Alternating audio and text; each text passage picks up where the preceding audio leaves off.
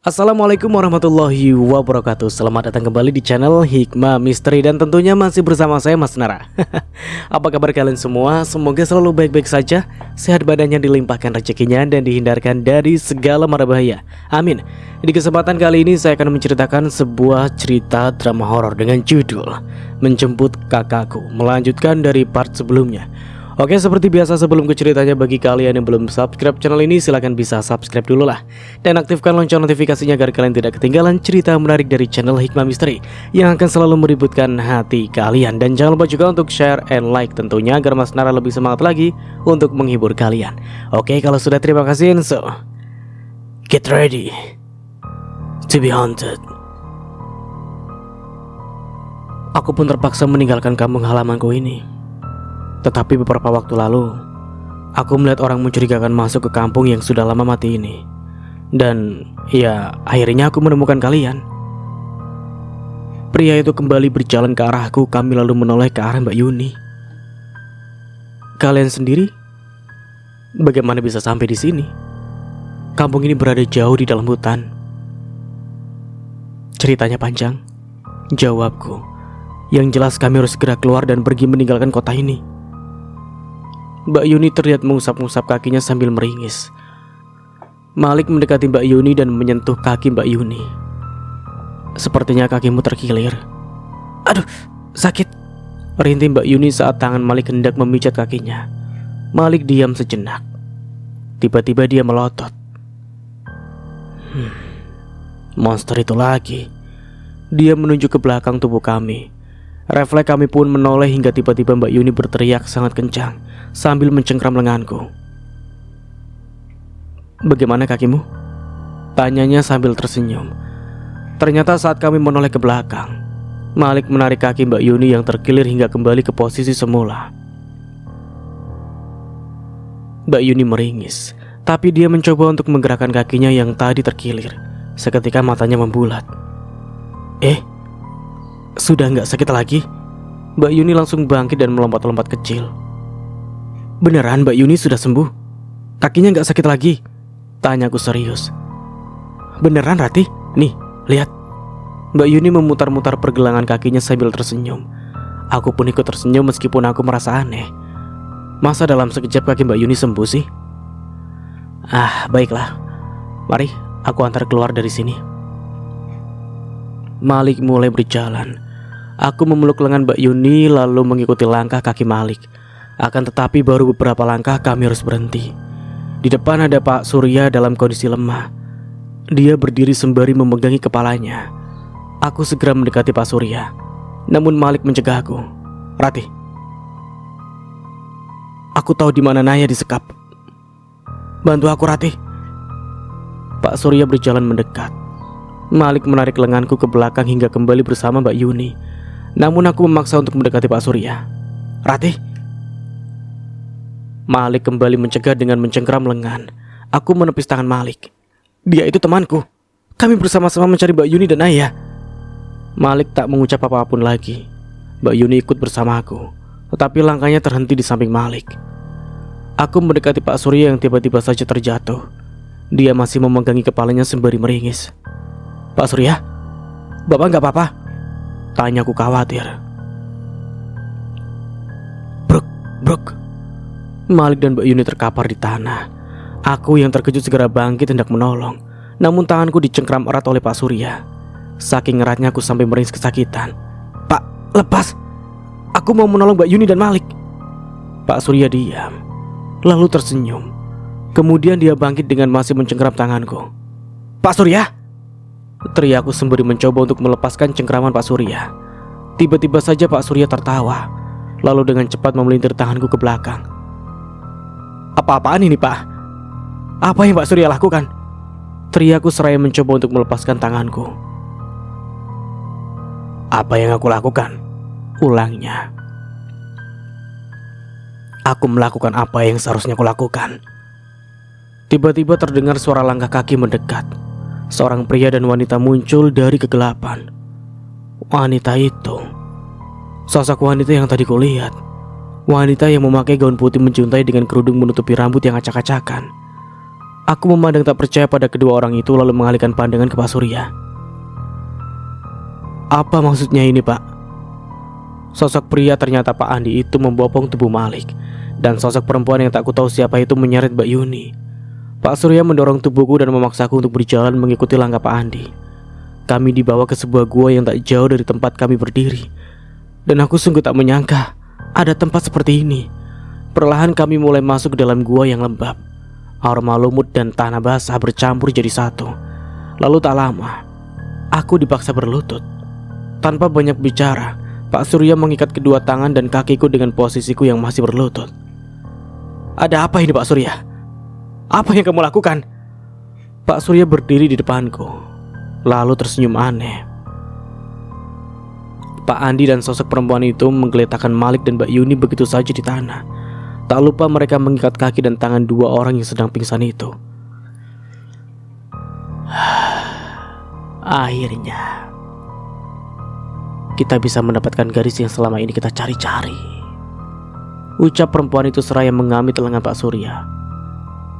Benar sayang, sebentar lagi apa yang kita inginkan semuanya akan terwujud, jawab Pak Surya. Aku melotot tak percaya memandang sosok perempuan itu. Sayang, jadi perempuan itu... Aku memandang sosok perempuan yang lebih mirip dengan kuntilanak itu. Perempuan itu tertawa lalu membuka kerudungnya. Rambutnya yang acak-acakan itu dia lepas dengan mudah. Aku kembali melotot. Kau? Ujarku terkejut. Iya, aku Naya. Jadi selama ini kau baik-baik saja, tidak ditawan oleh makhluk monster itu? Ditawan? Dia tertawa. Kata siapa? Perempuan itu mengitari tubuhku yang terikat.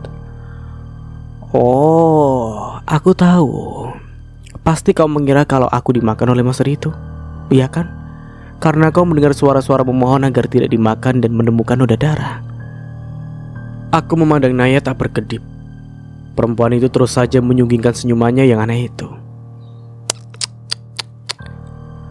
Kau sudah terperdaya, Ratih. Itu semua memang rencana kami. Jadi, kalian bekerja sama dengan Nyonya Mayang untuk menangkapku. Lalu kenapa kau menyelamatkan aku dari monster itu? Hei, Ratih sayang, maaf ya, kami mana mau bekerja sama dengan monster jelek itu. Kau memang harus kami selamatkan, karena kami membutuhkanmu dalam kondisi hidup. Aku mengernyit, masih tak mengerti dengan apa yang diucapkan Pak Surya. Sudahlah, sekarang siapkan ritualnya. Besok malam purnama, jangan sampai ritual kita gagal. Pak Andi menengahi. Ritual? Naya sudah membuka mulut hendak bicara, tetapi Pak Andi menyeretnya masuk kegelapan. Tinggallah Pak Surya yang duduk di sebuah batu tak jauh dariku. Dia mengawasi kami sambil meruncingkan sebuah batang kayu. Apa yang kalian harapkan dari ritual ini? Kenapa kalian tega melakukan hal sekeji seperti ini? Tangan Pak Surya yang sedang meruncingkan batang kayu berhenti. Dia sejenak menghela nafas lalu berdiri mendekat ke arahku. Diamlah dan nikmati saja semuanya. Dia tersenyum. Lagi pula, setelah ritual ini selesai, kau juga yang akan menerima manfaatnya. Pih! Aku meludah ke arah Pak Surya. Pria itu marah dan menangkup daguku dengan keras. Jangan sok. Meskipun kau menerima manfaatnya, tetap saja kami yang akan menikmatinya. Pak Surya menghempas wajahku. Aku memejam menahan sakit di kedua pipiku. Demi apa? Kekayaan? Harta yang melimpah? Aku tertawa sembari memandang sengit Pak Surya. Semua itu gak akan abadi, Pak. Percuma kalian punya harta banyak dan melimpah jika pada akhirnya kalian akan mati dan masuk neraka. Siapa bilang kami tak akan abadi? Kami selamanya akan tetap hidup. Selamanya, Ratih. Selamanya. Pak Surya tertawa terbahak-bahak sampai suaranya menggema di seluruh gua. Ingat Pak, tak ada yang abadi di dunia ini. Setan dan iblis saja hanya bisa hidup sampai kiamat. Selebihnya mereka akan dilempar ke neraka jahanam. Dan kalian pun akan sama seperti mereka, kekal di alam neraka. Aku gak peduli Ratih. Kami gak peduli dengan neraka. Yang kami pedulikan adalah pandangan orang-orang kepada kami. Pak Surya menjauh. Dia berdiri membelakangiku sembari menggenggam erat batang kayu yang dia runcingkan tadi. Lalu tiba-tiba dia menancapkan batang kayu itu ke tanah dengan penuh amarah. Oke, kita beralih ke sudut pandang Pak Surya. Mas, kapan kamu mau melamarku? Kita sudah lama pacaran, juga sudah melakukan hal-hal di luar batas. Aku gak mau seperti ini terus. Aku menatap Naya yang tengah cemberut. Wajah manisnya ditekuk, bibirnya maju beberapa senti. Aku merangkul bahunya, membawanya masuk ke dalam pelukan. Kamu yang sabar ya. Kamu tahu sendiri kan, aku ini cuma satpam. Aku belum bisa memenuhi permintaan orang tuamu yang banyak itu. Naya diam. Perempuan yang sudah menjadi kekasihku selama 3 tahun itu melepaskan pelukanku. Kalau kamu gak cepat-cepat melamar, bapakku akan menjodohkan aku dengan anak temannya. Sabar ya sayangnya, aku pasti akan melamarmu kok. Aku menghela nafas. Aku janji, dalam waktu dekat akan segera melamarmu. Janji? Mata Naya berbinar. Janji sayang. Kembali aku menarik tubuh Naya dalam pelukan. Tak perlu waktu lama kami kembali berkubang dalam dosa zina. Weh bro, cemberut aja sih. Andi baru saja datang untuk menggantikan aku berjaga. Mendengar coletannya aku hanya tersenyum simpul dan bersiap untuk pulang. Kau kenapa Sur? Mukanya ditekuk gitu. Aku menghela nafas dan mengurungkan niat untuk pulang. Lalu aku duduk berdua dengan Andi. Aku butuh duit, Di. Berapa memangnya? Tanya Andi sembari membuat segelas kopi. Banyak. Aku mengacak rambut. Nanya minta dilamar. Dan aku gak punya uang sampai sekarang. Kalau memang gak punya uang, tunda dulu lah. Kalau jodoh gak akan kemana Sur. Andi duduk di sampingku sambil meletakkan segelas kopi panas di meja. Mana bisa? Kalau lama-lama menunda, Naya akan dijodohkan sama anak dari teman bapaknya. Andi tertawa. Surya, kamu itu ganteng. Kamu bisa mendapatkan gadis yang lebih cantik dari Naya. Kalau dia mau dijodohkan, dia biarkan sajalah. Kenapa kamu yang pusing? Tapi Di, aku cinta cuma sama Naya. Cintanya cuma sama dia. Tapi bapaknya Naya yang gak ngotak. Masa minta mahar puluhan juta sih? Benar juga yang dikatakan Andi. Bapak pacarku itu memang tak punya otak lah. Tapi aku cinta sama anaknya. Aku dan Andi saling pandang saat mendengar suara teriakan dari dalam rumah. Namun jangankan untuk melihat, bergerak dari pos satpam saja kami enggan. Setiap malam purnama ketiga, rumah majikanku ini memang selalu memakan korban. Mereka semua sengaja pergi meninggalkan rumah dan membuat ART yang bekerja hanya sendirian. Mereka dilarang keluar rumah dan diharuskan memakan daging yang sudah mereka siapkan. Nyonya Mayang adalah pemuja setan. Dia bersekutu dengan iblis untuk kekayaan yang melimpah. Untuk itu, setiap ART yang bekerja di sini akan menjadi tumbal. Mereka dibiarkan sendirian agar monster jelek itu bisa makan. Setelah monster jelmaan Bayatno itu makan, maka tugas kami adalah membereskan semuanya. Membersihkan noda darah dan menguliti mayat korban. Daging dan tulangnya harus dipisahkan. Organ dalam pun harus disendirikan. Makhluk jelmaan itu hanya memakan kepala korban saja. Sisa tubuhnya sengaja disimpan untuk persediaan daging di rumah untuk makan. Karena memakan daging korban adalah salah satu ritual juga. Setelah memisahkan daging dengan tulang, aku memasukkan dagingnya ke kulkas. Sementara Andi mengubur tulang-tulang di halaman belakang. Kenapa kamu gak pesugihan aja kayak Nyonya Mayang? Kamu lihat sendiri kan, Nyonya Mayang kayak apa? Usul Andi. Tapi aku jijik kalau harus memakan daging korban. Ya mau gimana lagi? Cuma itu cara agar kita dapat uang banyak dengan cara instan. Aku menyandarkan tubuh ke kursi dan memikirkan apa yang barusan Andi ucapkan. Apa yang dia usulkan tak ada salahnya dicoba. Tetapi aku sangat jijik jika harus memakan daging korban. Waktu memisahkan daging dengan tulangnya saja aku sudah mual, apalagi harus memakannya. Malah melamun. Tepukan di pundak membuat lamunanku buyar. Ayo masuklah, kita harus segera membereskan kekacauan di dalam sana.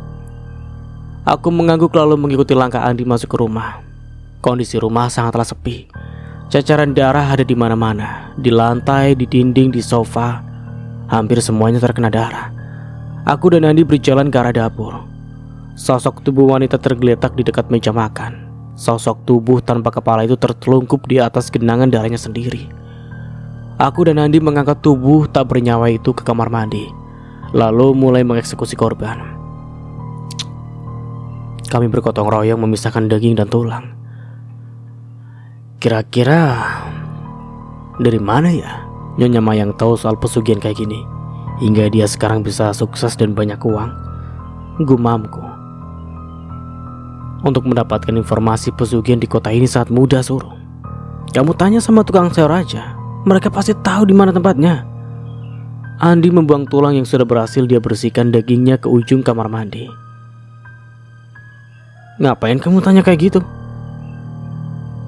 Jangan-jangan sepertinya aku tidak punya pilihan lain, Di. Aku sendirian menyusuri jalan setapak di tepi hutan sendirian, berbekal dengan senter dan sebuah peta kecil di atas sebuah kertas. Hari ini aku mengambil cuti untuk menemui dukun yang bisa menuntunku untuk bertemu dengan makhluk gaib dan meminta kekayaan. Entah sudah berapa jam aku berjalan. Persediaan air minumku pun sudah hampir habis. Sejenak aku berhenti untuk menyeka keringat dan melihat kembali peta kecil yang dibuat oleh Kuncen untuk menuju gua. Gua yang nantinya akan kugunakan sebagai tempat bertapa. Aku diharuskan untuk bertapa sendirian di dalam gua selama 3 hari. Tidak boleh makan dan tidak boleh minum. Juga tidak boleh untuk buang air besar ataupun kecil. Ingat, jangan hiraukan apapun saat kau bertapa nanti.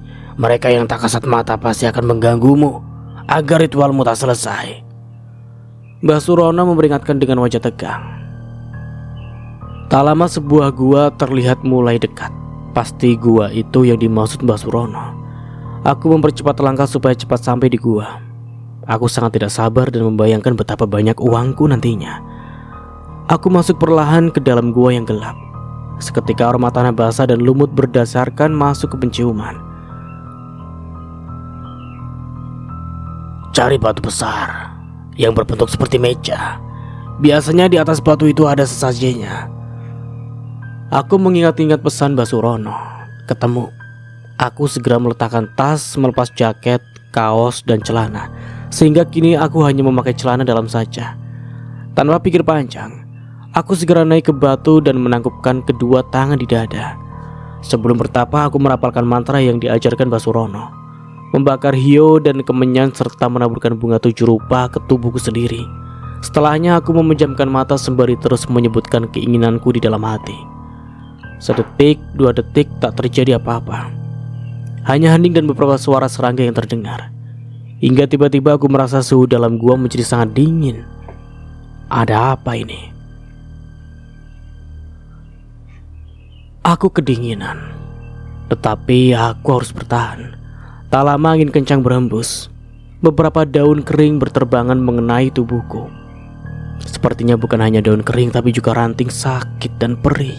Namun aku tetap bertahan. Kemudian kembali hening dalam beberapa waktu. Hingga tiba-tiba aku mendengar auman hewan buas. Jika didengar dengan seksama itu auman seekor harimau. Nyaliku ciut. Jantungku berdebar tak karuan. Takut kalau tiba-tiba harimau itu melompat dan menerkamku. Lagi dan lagi aku harus bertahan. Aku semakin memejamkan mata dan terus mengucapkan keinginanku di dalam hati. Aku ingin kaya, sukses, dan abadi. Aku ingin kaya, sukses, dan abadi. Aku ingin kaya, sukses, dan abadi. Itu terus yang aku ucapkan dalam batinku. Suara auman harimau itu mendekat. Aku merasakan ada bulu yang menyentuh pinggangku. Sepertinya harimau itu sedang berada di belakangku. Tak lama suara harimau itu hilang. Entah dia sudah pergi atau justru duduk dan tertidur di bawah batu tempatku bertapa. Aku masih terus bertapa hingga aku merasakan ada sesuatu yang merayap di pahaku. Sesuatu yang aku yakin adalah ular itu kini merayap dan melilit tubuhku. Aku hanya diam dan fokus dengan tujuanku. Gangguan-gangguan kecil itu tak bisa membuatku mundur. Sekarang ular itu merayap ke dua tanganku. Untuk beberapa saat ular itu diam. Tak lama kemudian dia merayap lagi dan meninggalkan tubuhku. Aku sedikit bisa bernafas lega. Setidaknya aku bisa melewati gangguan-gangguan dari hewan penunggu hutan. Ingat Surya, kau tidak boleh membuka mata meskipun ada gangguan-gangguan yang terjadi.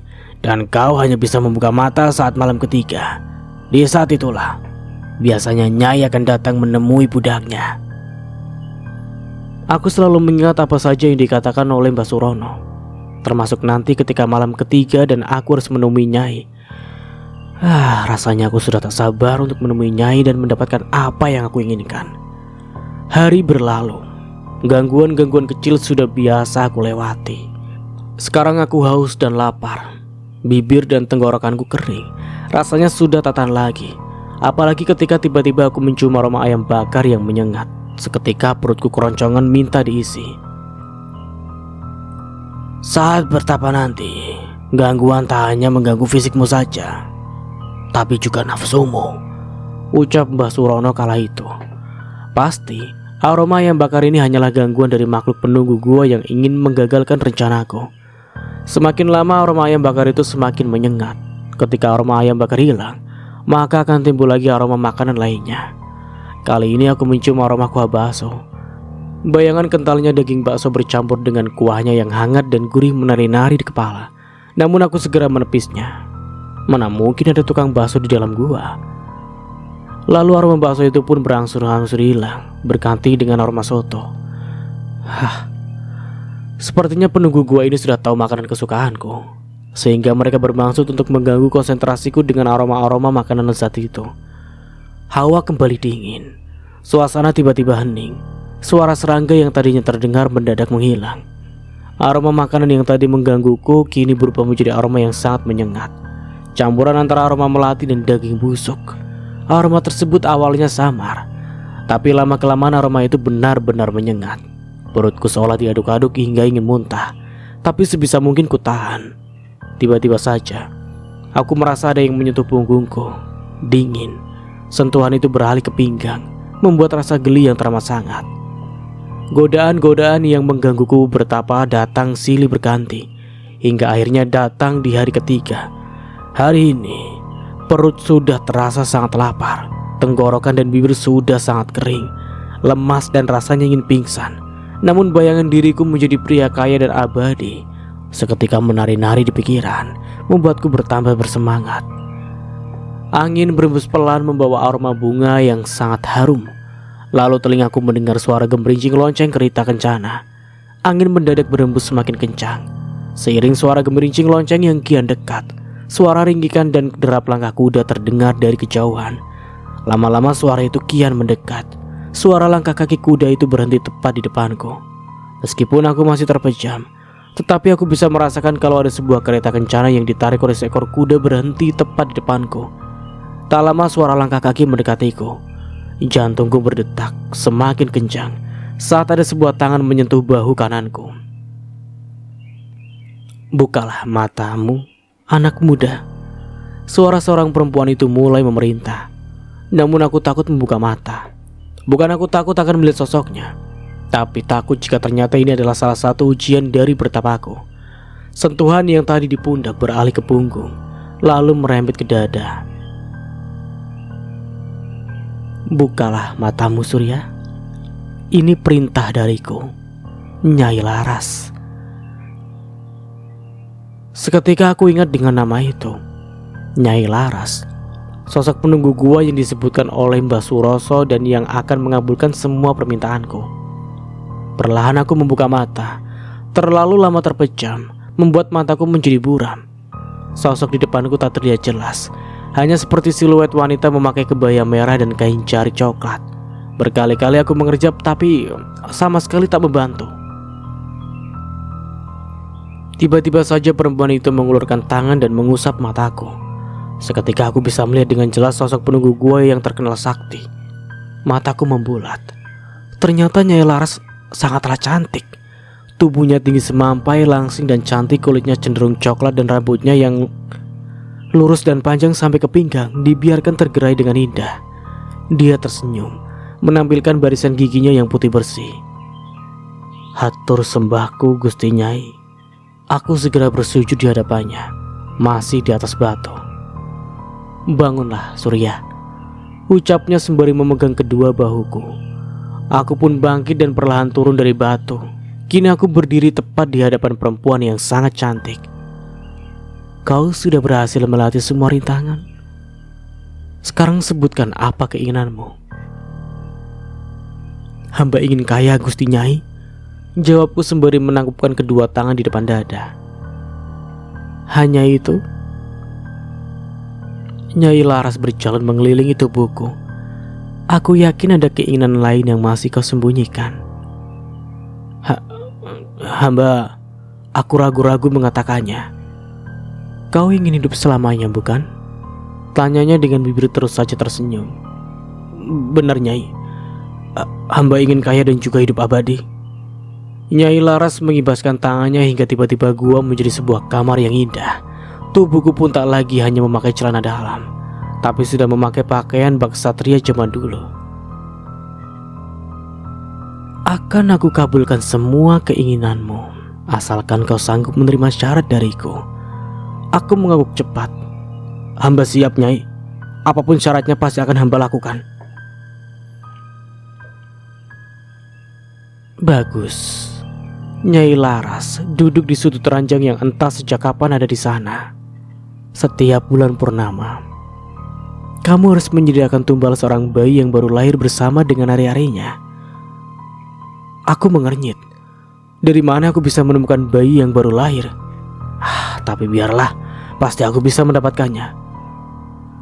Tumbal bayi itu hanya untuk mewujudkan mimpimu menjadi kaya. Lanjutnya, lalu jika aku ingin keabadian, kalau kau ingin abadi seperti aku, maka Nyai Laras bangkit mendekatiku. Dia mengelilingi tubuhku sembari tersenyum lalu berhenti tepat di depanku. Maka apa Nyai? Tanyaku penasaran. Aku dan kamu harus menyatu. Tangan Nyai Laras menyentuh leher dan dadaku. Tatapan matanya begitu menggoda. Menyatu? Maksud Nyai? Maksudku, kau dan aku harus menikah. Bawa aku ke rumahmu dan jadikan aku istrimu. Dengan begitu, kau bisa ikut menikmati keabadianku. Aku terdiam. Lalu bagaimana dengan Ayah? Aku terlanjur berjanji akan menikahinya. Namun, apa peduliku? Setelah kaya nanti aku bisa mencari dan mendapatkan perempuan cantik yang ada di dunia ini. Baik Nyai, aku mau. Kalau begitu, siapkan maharnya. Mahar Nyai? Tapi hamba tidak memiliki harta berlimpah. Aku tidak butuh harta Surya. Dengan menjentikan jari, aku bisa mendatangkan uang dalam jumlah banyak. Lalu, beri aku perempuan yang memiliki hari lahir Kamis Pahing. Perempuan itu harus masih perawan. Aku akan menjadikan perempuan itu sebagai wadah jiwaku. Dengan begitu, aku bisa terus bersamamu di duniamu. Tambah lagi tugasku. Bayi dan ari-arinya saja belum dapat. Ini disuruh mencari lagi gadis perawan yang lahir di Kamis Pahing. Nyai Laras menuntunku ke ranjang, membuat gerakan yang membuatku seketika ingin menyalurkan hasrat. Tubuhnya yang sintal itu benar-benar menggoda. Kemarilah Surya. Bagai kerbau dicocok hidungnya, aku menurut dengan mendekat ke arahnya. lalu duduk di dekat perempuan cantik tersebut. Nyai Laras melingkarkan tangannya ke leherku seraya tersenyum. Sebagai hadiah karena keyakinanmu menyembahku, maka malam ini aku akan memberikan tubuhku. Tiba-tiba saja Nyai Laras mencium bibirku. Seketika hubungan terlarang dua insan berbeda alam pun terjadi. Nyai Laras membawaku terbang jauh ke awang-awang. Rasanya sungguh berbeda ketika aku melakukannya bersama Naya. Benar-benar nikmat yang teramat sangat. Woi bro, akhirnya pulang juga kau. Gimana? Andi menyambutku yang baru saja pulang dari bertapa. Aku meletakkan tas ke lantai pos satpam lalu duduk bersandar ke dinding. Kenapa malah lemes gitu sih? Andi ikut duduk bersamaku. Syaratnya berat banget, Di. Aku bingung, tapi terlanjur berjanji. Memang syarat apa yang harus kamu penuhi, Sur? Aku harus menyiapkan bayi yang baru lahir beserta hari-harinya setiap malam purnama. Ditambah aku harus menyiapkan perempuan yang lahir di hari Kamis Pahing. Mata Andi melotot, tetapi sedetik kemudian dia tersenyum. Kebetulan banget, Nyonya Mayang kan selalu ganti ART tiap 3 bulan. Dan ART yang Nyonya mau selalu yang lahir di hari Kamis Pahing. Kok kamu tahu? Aku menatap Andi serius. Mbak Yatna pernah keceplosan kalau Nyonya Mayang harus memberi makan peliharaannya itu gadis yang memiliki hari lahir Kamis Pahing. Tapi apa hubungannya denganku? Goblok. Andi menepuk kepalaku. Ya kita curi saja tumbal Nyonya Mayang untuk dijadikan tumbalmu. Aku mengangguk setuju. Benar juga, aku gak harus repot-repot mencari, karena gadis dengan hari lahir Kamis Pahing itu pasti akan datang sendiri ke sini. Sebulan lalu, ada gadis melamar ke sini, tetapi ternyata dia gak memiliki hari lahir Kamis Pahing, sehingga dia dikurung di rumah tengah hutan. Nah, kabar baiknya, perempuan itu memiliki adik perempuan yang memiliki hari lahir Kamis Pahing. Bentar. Lalu, Andi membisikkan sesuatu di telingaku yang membuatku seketika mengangguk setuju. Aku menatap gadis yang kini terikat di kursi kayu di tengah gua. Ketika Nyai Laras memerasuki tubuhnya, ketika itu pula aku akan segera mendapatkan semua keinginanku. Bagaimana dengan 2 orang itu, Sur? Andi menunjuk Yuni dan pria asing yang tergeletak di lantai. Ikat sajalah, perintahku. Naya meletakkan 5 lilin di setiap ujung lambang bintang dalam lingkaran yang kami buat dari darah ayam cemani, lalu menyalakan lilin-lilin tersebut. Seketika gua yang awalnya gelap menjadi sedikit terang. Rati perlahan mulai sadar. Dia mendongak lalu melotot ketika melihatku, Andi, dan Naya. Kau sudah sadar rupanya. Naya mendekati Rati dan berniat untuk kembali membuatnya pingsan. Akan tetapi aku mencegahnya.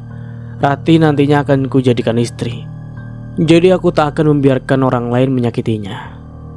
Jangan, Naya. Tangan Naya yang sudah terangkat seketika terhenti. Dia berbalik dan menatapku heran.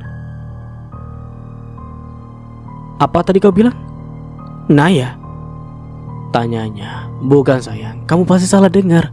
Aku bilang sayang, bukan Naya. Aku gak mungkin salah dengar. Jelas-jelas aku tadi dengar kamu manggil aku Naya. Dia mendekatiku dengan mata menyipit. Apa maksudmu? Aku menghela nafas lalu tersenyum kesal. Baik, aku akan jujur, Naya. Nah, itu kok kamu memanggil aku Naya, bukan sayang? Lalu apa maumu kalau aku memanggilmu Naya? Bukankah itu nama kamu? Lagi pula setelah semua ini, aku tak lagi membutuhkanmu. Plak! Tamparan keras mendarah di pipiku. Naya melotot dengan dada naik turun menahan amarah. Apa maksud kamu ngomong begitu? Kamu akan mencampakkan aku, gitu? Lalu janji kamu untuk melamarku? Apa janji itu akan kamu ingkari? Aku menjambak rambut Naya hingga perempuan itu ternengada. Andi bergegas melerai kami. Hei, hentikan Surya, kamu menyakitinya. Aku tersenyum sini selalu mendorong kepala Naya dengan keras hingga dia menubruk Andi. Kau mau sampahku bukan? Itu, pungut sampahku. Apa maksudmu Surya? Adi bangkit lalu membantu Naya untuk bangkit juga. Jangan kalian pikir aku tidak tahu apa yang kalian lakukan di belakangku. Naya ternganga. Apa maksudmu ngomong seperti itu sayang? Perempuan itu mendekat, tetapi aku segera menyuruhnya berhenti. Berhenti di situ. Aku gak sudi lagi disentuh oleh perempuan gampangan sepertimu. Surya, jaga mulut kamu, jangan asal ngomong. Andi mendekat dengan wajah marah. Aku menarik rantai yang tadi sempat aku runcingkan. Lalu dengan gerakan cepat aku mencoba untuk menancapkannya di dada Andi. Namun pria itu berhasil memegangi ranting runcing yang hampir mengenai jantungnya. Hentikan Surya. Aku sudah membantumu sejauh ini. Apa ini balasanmu padaku? Aku menekan ranting runcing itu dengan kuat. Lalu bagaimana denganmu Andi? Aku sudah memberimu pekerjaan, membiarkanmu tinggal di kontrakanku, bahkan rela berbagi pakaian dan sepatu untukmu. Lalu inikah balasanmu? Aku menyeringai. Mencuri kekasihku? Naya berlari ke arahku. Dia mencoba menarik tanganku agar aku tak melukai Andi, tetapi aku menepisnya hingga dia jatuh ke tanah. Oke, kita beralih lagi ke sudut pandang Ratih. Pak Surya, Pak Andi, dan Naya tengah bersih tegang. Mereka sepertinya sedang mempermasalahkan sesuatu. Pak Surya mencoba untuk menyerang Pak Andi. Dia menjatuhkan tubuh Pak Andi dan menekan sebuah ranting runcing ke dada Pak Andi. Jangan gila Surya. Tanpa aku kau tak akan bisa sampai ke sini. Persetan dengan semua itu. Aku benci kalian berdua, pengkhianat, teriak Pak Surya. Naya yang tadi jatuh ke tanah perlahan bangkit. Dia mencoba menarik tubuh Pak Surya yang berada di atas Pak Andi dari belakang.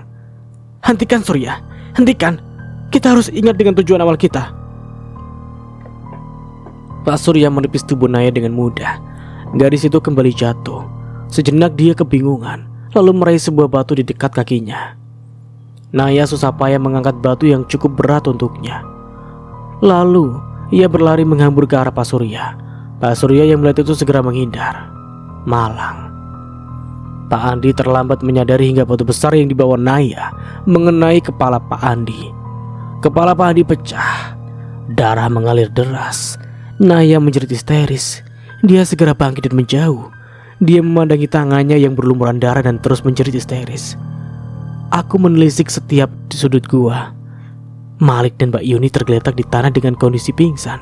Pedang yang dibawa Malik ada di sebelah tubuhnya. Pak Surya dan Naya masih saling berdebat. Aku menggunakan kesempatan itu untuk berusaha melepaskan diri. Aku menggesek tali yang mengikat tanganku ke batu. Ikatan di tanganku hampir lepas saat Pak Surya tiba-tiba memandang ke arahku. Entah bagaimana, tiba-tiba saja Pak Surya dan Naya kembali akur. Naya dan Pak Surya bergandengan tangan dengan posisi saling berhadapan. Lalu mereka mulai merapalkan mantra. Dalam sekejap, angin berhembus sangat kencang, membuat api di lilin satu persatu mati. Mendadak suasana menjadi sangat hening. Hawa pun menjadi sangat dingin. Tiba-tiba sebuah api muncul dari atas gua. Api itu lalu turun tepat di depanku. Aku memperhatikan api yang berkobar itu dengan seksama. Api yang awalnya kecil perlahan membesar, lalu hilang dan muncul sosok perempuan dari dalam api tersebut. Perempuan yang sangat mengerikan. Perempuan itu berwajah pucat, dengan luka yang hampir membusuk di beberapa tempat. Matanya hitam pekat dan senyumannya mengerikan. Dia menatapku lekat lalu mengulurkan tangan untuk menyentuh rambutku. Hatur sembah kami Nyai Laras. Pak Surya dan Naya berlutut sambil menunduk saat melihat perempuan seram itu. Nyai Laras hanya tersenyum lalu terus menatapku tanpa berkedip. Aku, Pak Surya dan Naya menoleh cepat ke arah suara geraman itu. Aku ingat betul, itu suara geraman makhluk jelmaan Tuan Dirga. Akan tetapi, bukankah Tuan Dirga sudah musnah? Itu artinya makhluk itu adalah jelmaan Bayatno. Tiba-tiba saja makhluk jelmaan Bayatno melompat dan menubruk perempuan mengerikan di depanku. Namun belum sampai makhluk tersebut menyentuh si perempuan, dia terpental seketika. Gua pun bergetar hebat. Kedua makhluk gaib itu saling menyerang. Nyonya Mayang dan Mbok Iyah muncul dari kegelapan. Mereka menghampiriku dan memaksaku untuk berdiri. Bawa dia, Mbok, jangan sampai lepas. Nyonya Mayang menatapku sengit. Dia harus membayar kematian Mas Dirga. Mbok Iya menyeretku agar mengikuti langkahnya. Dengan tertatih aku terpaksa menurut. Namun aku sempat mengambil batu kecil berujung runcing yang nanti akan aku gunakan untuk melepas ikatan di tanganku. Naya menghalangi langkah Mbok Iya, sementara Nyonya Mayang mencoba melawan Pak Surya. Saya tidak menyangka orang yang saya percaya justru menusukku dari belakang, ucap Nyonya Mayang pada Pak Surya. Pria itu hanya tertawa, lalu mulai menyerang Nyonya Mayang. Naya meraih tanganku dan mencoba melepaskanku dari tangan Mbok Iya. Namun perempuan tua itu cukup kuat. Lengan kiriku ditarik oleh Naya dan tangan kananku ditarik oleh Mbok Iya. Aku meringis kesakitan. Aduh, teriakku sambil menarik kedua lenganku. Sakit. Tapi aku terpaksa. Mereka berdua terkejut. Pegangan tangan mereka mengendur. Aku dengan leluasa menarik tubuhku hingga terjatuh tepat di depan Malik dan Mbak Yuni. Malik, Mbak Yuni, bangun. Belum selesai aku membangunkan mereka, tangan Mbok Iya menggapaiku. Namun lagi-lagi Naya mencegah. Lalu mereka berdua pun sibuk bertengkar. Aku melihat pedang Malik yang tergeletak tak jauh dari tubuhku. Segera saja aku mendekati pedang itu dengan cara mengengsot. Saat hendak sampai, makhluk jelek jelmaan Bayatno tiba-tiba terpelanting dan jatuh di antara aku dan pedang Malik. Perempuan seram bernama Nyai Laras itu menubruk dan menindih makhluk jelmaan Bayatno, lalu menikamnya dengan sesuatu yang dia bawa. Makhluk jelmaan Bayatno itu berteriak nyaring. Nyai Laras terus menusuk kepala monster itu dengan sesuatu yang ternyata sebuah tusuk konde berwarna emas. Makhluk jelmaan Bayatno pun diam tak bergerak lagi. Pak Surya dan Nyonya Mayang masih bergelut. Majikanku itu ternyata pandai bela diri. Dia begitu lihai menangkis dan menyerang Pak Surya yang seorang lelaki. Pak Surya berkali-kali terkena tendangan Nyonya Mayang hingga tersungkur. Akan tetapi Nyai Laras tiba-tiba membantu Pak Surya. Mereka bersama-sama menyerang Nyonya Mayang. Aku tak menyiapkan kesempatan ini. Melihat Naya dan Mbok Iya masih saling jambak, aku mendekati pedang Malik lagi, lalu mencoba memutus tali yang mengikat tanganku. Begitu lepas, aku bergegas melepas ikatan di kaki. Kemudian aku melepaskan ikatan Malik dan Mbak Yuni. Malik, Mbak Yuni, bangun! Aku menepuk-nepuk pipi mereka. Perlahan Malik dan Mbak Yuni mulai bergerak.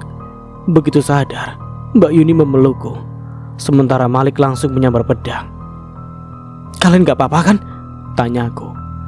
Aku gak apa-apa, Rati, jawab Mbak Yuni. Sebaiknya kita segera pergi. Malik membantu Mbak Yuni bangkit, lalu mengendap-endap untuk keluar dari gua. Sial, Nyonya Mayang memekik saat sebuah cakaran mengenai wajahnya. Nyai Laras berhasil melukai Nyonya Mayang. Perempuan cantik itu pun murka. Dia lalu duduk bersila, menangkupkan kedua tangannya di dada, lalu merapalkan sebuah mantra. Gua kembali bergetar. Nyai Laras tiba-tiba menjerit sembari menutup telinganya. Tidak, teriak Nyai Laras. Nyonya Mayang semakin keras merapalkan mantra dengan bahasa yang tak aku mengerti artinya. Hanya tiba-tiba Nyai Laras perlahan menjadi asap.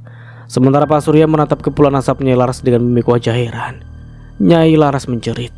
Lalu kedua tangannya yang sudah berbentuk asap itu terulur ke arah Pak Surya dan Naya. Kedua orang itu pun melayang dengan kedua tangan memegangi leher. Ampun kami, Nyai, ucap Pak Surya terbata. Ampuni, Nyai, ampun. Naya sama terbatanya dengan Pak Surya. Wajah kedua orang itu memerah, matanya melotot, dan kakinya menendang ke sembarang arah. Kalian harus ikut aku ke neraka, teriak Nyai Laras. Tiba-tiba Nyai Laras melempar tubuh Pak Surya dan Naya ke dinding gua. Dua orang itu pun jatuh ke tanah bersamaan. Naya tak bergerak, keluar darah dari kepalanya. Sementara Pak Surya, dia bergerak lalu mencoba untuk melarikan diri dengan merangkak. Aku, Malik dan Mbak Yuni bangkit. Malik meraih pedang yang tergeletak tak jauh darinya. Lalu kami mengendap-endap keluar gua. Pak Surya masih merangkak, tiba-tiba terguling dengan kedua tangan memegangi lehernya. Ampun, Nyai, ampun. Wajahnya memerah. Aku, Mbak Yuni, dan Malik tak mengindahkan Pak Surya yang sedang sekarat. Tapi saat kami sudah keluar, Tiba-tiba terdengar suara berdebam dan suara tulang yang patah secara bersamaan. Langkah kami terhenti saat hendak kembali lari. Nyonya Mayang dan Mbok Ya sudah menghadang di depan sana. Tatapan mata Nyonya Mayang begitu nyalang. Pastilah dia sangat marah karena suaminya berhasil dimusnahkan. Takkan ada yang bisa keluar dari sini tanpa seizinku. Nyonya Mayang tersenyum sinis. Kami bertiga hanya diam dan saling pandang. Aku memindah sekitar untuk mencari jalan lain. Mbok Ya, tangkap perempuan itu, tunjuk Nyonya Mayang kepada aku. Perempuan parubaya itu bergerak cepat ke arahku. Namun Malik menarikku dan Mbak Yuni ke belakang. Dia menggunakan tubuhnya untuk melindungi kami. Minggir, atau nasibmu akan sama dengan yang lainnya, ujar Mbok Ya. Mendekam di neraka, lanjutnya. Hanya Allah yang berhak menentukan aku akan mendekam di neraka atau tidak, Malik menjawab dengan tegas. Dia lalu meraih pedang yang tadi dia selipkan di punggungnya dan menggenggamnya dengan erat. Oh, kau mau melawanku rupanya. Mbok Ya maju beberapa langkah dan memasang kuda-kuda. Entahlah, aku begitu terkejut melihat semua ini. Niat awalku yang hanya ingin mengetahui kabar Mbak Yuni malah jadi seperti ini. Dikejar monster bertaruh nyawa, hingga ternyata orang yang kukira baik nyatanya hanyalah ular berkepala dua. Mbok Ya menyerang lebih dulu. Wanita itu melayangkan kepalan tangannya ke arah Malik. Melihat Mbok Ya bertarung menggunakan tangan kosong, Malik pun menancapkan pedangnya ke tanah dan meladeni perlawanan Mbok Ya. Pertarungan sengit terjadi di antara mereka. Aku dan Mbak Yuni melipir ke tepi. Kami terkejut karena tak melihat keberadaan Nyonya Mayang, hingga tiba-tiba sebuah tangan mencekik leherku dari belakang. Mbak Yuni yang berjalan di depanku tak tahu jika aku dalam masalah. Aku mencoba melepaskan cekikan di leher dengan mencoba melepaskan tangannya. Saat itulah tanganku menyentuh sebuah cincin yang selalu digunakan oleh Nyonya Mayang. Matilah kau Ratih, kau harus membayar semuanya, desisnya di telingaku. Nafasku mulai tersenggal. Kepala rasanya mau pecah karena tak ada oksigen yang naik ke otak. Aku sudah hampir menyerah saat tiba-tiba cekikan di leherku mendadak lepas. Aku pun jatuh ke tanah sambil terbatuk. Samar-samar aku melihat Nyonya Mayang ikut jatuh sembari memegangi kedua tangannya sendiri. Dia meringis kesakitan. Mbak Yuni membuang kayu yang cukup besar dari tangannya, lalu membantuku untuk bangkit. Ayo Ratih, kita harus segera pergi. Susah payah aku berdiri karena kepala rasanya masih sakit. Sementara Nyonya Mayang seperti tak terjadi apa-apa. Dia kembali bangkit dengan wajah marah. Aku dan Mbak Yuni segera berlari ke arah Malik. Pria itu memegang pedang yang berlumuran darah di tangannya. Sementara tubuh Mbok Ya tergeletak tak jauh dari tempatnya berdiri. Malik, ayo, kita harus segera pergi, teriak Mbak Yuni. Pria itu berbalik dan berlari ke arahku. Dia membantu Mbak Yuni memapahku. Berhenti kalian. Kami menoleh ke belakang secara bersamaan. Nyonya Mayang berlari dengan cepat ke arah kami. Kalian pergilah, biar dia aku yang urus. Malik berbalik dan berlari ke arah Nyonya Mayang. Aku dan Mbak Yuni bergegas meninggalkan tempat itu. Dengan langkah tertatih kami terus berlari. Entah bagaimana tiba-tiba saja Nyonya Mayang sudah ada di depan kami. Dia menyeringai dengan wajah menakutkan.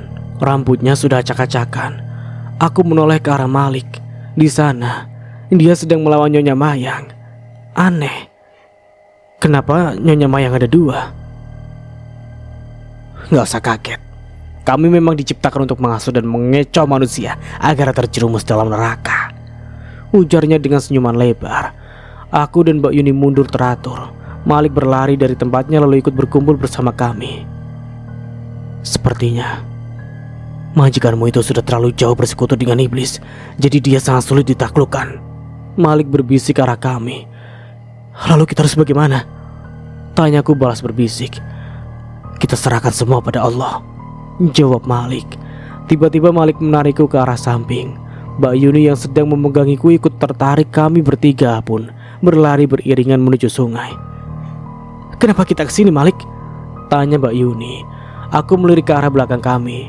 Nyonya Mayang belum kelihatan. Cepat bersuci, perintah Malik. Aku dan Mbak Yuni bergegas mensucikan diri di sungai. Air sungai ini masih terlihat jernih. Airnya pun enak untuk diminum. Sebelum bersuci, aku lebih dulu minum air sebanyak-banyaknya. Rasanya tenggorokanku begitu kering. Selepas bersuci, kami kembali mendekati Malik. Kedua nyonya mayang itu kini ada di hadapan Malik. Mereka menyeringai dengan wajah mengerikan. Kalian bantu aku dengan doa. Aku akan melawan kedua makhluk itu. Malik mengeratkan genggaman tangannya pada pedang yang dia bawa. Kami fokus berdoa, meminta perlindungan pada Allah. Sementara Malik fokus menghadapi dua nyonya mayang yang sepertinya tak tertandingi. Allahu Akbar, teriak Malik sembari menebas kepala nyonya mayang. Seketika kepala perempuan itu terputus. Dengan cepat Malik meraih kepala nyonya mayang dan berlari ke sungai.